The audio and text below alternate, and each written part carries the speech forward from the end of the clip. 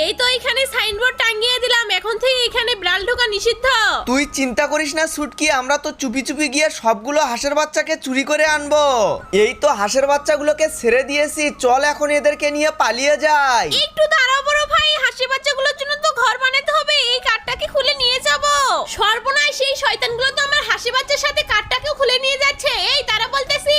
চুপ করে থাক পিঙ্কি, এখন বাসায় গিয়ে এদের জন্য আমায় ঘর বানাতে হবে। বাপরে বড় ভাই, তুমি তো ওদের জন্য সুইমিং পুল বানিয়ে ফেললে। দেখো ওরা কত সুন্দর সুইমিং করতেছে। এত বড় সাহস, আমরা হাসি বাচ্চাগুলো ধরে এনেছিস, আজকে তোদের ধোলাই দেব। আশেপাশে তো কাউকে দেখতেছি না, চলো বড় ভাই ওই হাসির নিচে থেকে ডিমগুলোকে নিয়ে আসবো। সর্বনাশ, ছুটকি ডিমগুলো নিয়ে পালায় এক্ষুনি, হাঁসগুলো তো আমাদের পিছনে পড়ে গেছে। বাপরে, এগুলো হাঁস না রাক্ষস, আর একটু হলেই তো আমাদেরকে খেয়ে নিত। ছুটকি, আমরা তো ডিমগুলোকে নিয়ে এসেছি, চল এগুলোকে এখন সুন্দর করে ভাজি করে খাবো।